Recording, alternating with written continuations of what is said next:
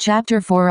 Xiu endured the anger for many days and finally found a window to vent it. She ignored Muranyu's scolding and tucked back the messy hair behind her ears. What am I doing? Of course taking back what belongs to my Li family. You and my young lady are divorced now, and my young lady's dowry should naturally be sent back. The onlookers gasped. His Royal Highness Muranyu and his consort were a perfect match. It was destined by heaven. How could they suddenly divorce? Weren't they always so loving? Muranyu croaked. I didn't agree to the divorce. Scoff. Xiu sneered. This is the late emperor's decree. You have no choice but to agree. Our young lady took the initiative to divorce. Isn't it just catering to your wish? Otherwise how could your outside woman enter the door? Nonsense. Nonsense. Xiu pointed at his nose. I'm talking nonsense? Let's wait and see if a pregnant woman comes through your door in a few days. Muranyu shuddered. No wonder they knew about it. He looked at the excited onlookers.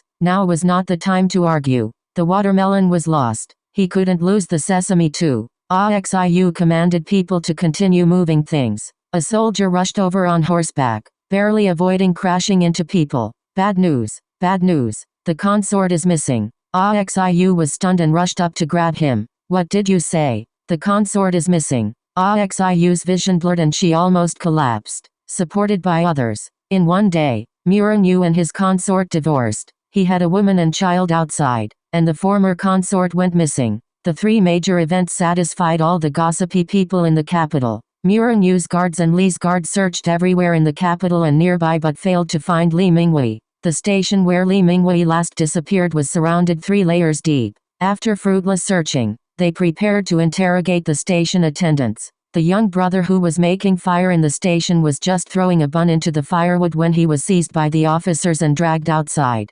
Officer, we have nothing to do with this. We are all odd job workers. We can only work in the backyard and can't get to the 2nd floor. Officer, officer, we really don't know anything. Please, stop beating us. I really don't know anything. Screams rose one after another. Li Mingwei clenched the bun in her hand, almost rushing out immediately. Bastards from Muranyu's manor. Stop. A roar came. Li Mingwei recognized the familiar voice. It was their chief steward. She breathed a sigh of relief and shrank back into the cellar. You are taking human lives casually. You overstate. We are just following orders to find the whereabouts of the consort. What consort? There is no such person as the Muran consort anymore. Only my young lady from the Li family. We don't need you to find our young lady. All of you get lost. But, no buts. Our young lady was lost under your manor guards. Those who were present that day will not get away. The steward glared at the badly beaten men on the ground and sneered coldly. Don't think finding some scapegoats can exonerate your suspicion.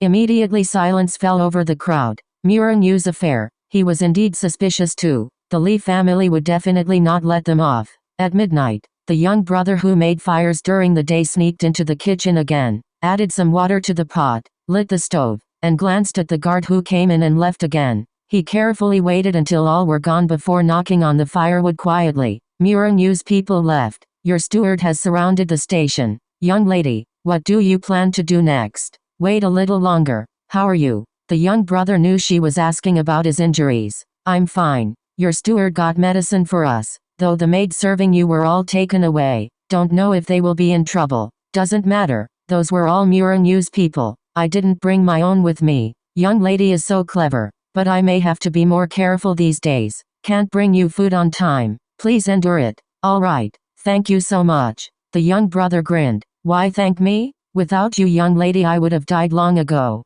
I never thought I could help you. Li Mingwei also smiled, recalling when she first saved him. She silently retreated to the depths of the cellar to rest and conserve her strength. She still had much to do. Of course, not only Muranyu's and Li's families were in turmoil, so was the Cheng family. Watching his kneeling daughter, General Cheng swept the teacups and pot to the ground. His face was gloomy as he looked at his favored concubine. I trusted you to discipline our daughter, yet this is how you raised her. Old master, Ruo, apologize to your father quickly. Chen Ruo touched her belly and somehow summoned her courage. She stood up straight and said, Father, I know I have shamed you, but I truly love His Highness Muranyu. I want to marry him. General Chen was furious. He couldn't believe his own daughter was so naive. As His Highness Muranyu, doesn't he understand better than a young girl like her? Marry, In your dreams. Get rid of the child immediately. No, this is the flesh and blood of His Highness and I. Chen Ruo. General Chen raged, then looked at his daughter calmly again, repeating good 3 times. Good. Let's get you married then. Chen Ruo was overjoyed. She knew her father loved her the most and would agree. General Chen slowly commanded the steward, go prepare a small palanquin to send her to Muranyu's manor. I don't want such a daughter. Chen Ruo. Remember, once you walk out this door, you are no longer my daughter. Just watch, without my support, how His Highness Muranyu treats you. Chen Ruo's face paled. Father wanted to sever ties with her. She pleaded for help from her mother. Old master, she is our daughter. Not anymore. General Chen looked at his concubine coldly, extremely disappointed in her. Don't they know what kind of family the Lis are? He didn't have the power to steal the Li's son-in-law. Whoever did it, bears the consequences themselves. Chen Ruo was not allowed to bring anything. She was sent to Muranyu's manor deep in the night. From Muranyu's expression, nothing else needed to be said. Well, the sesame was lost now too. Yulang. Chen Ruo apprehensively called out softly.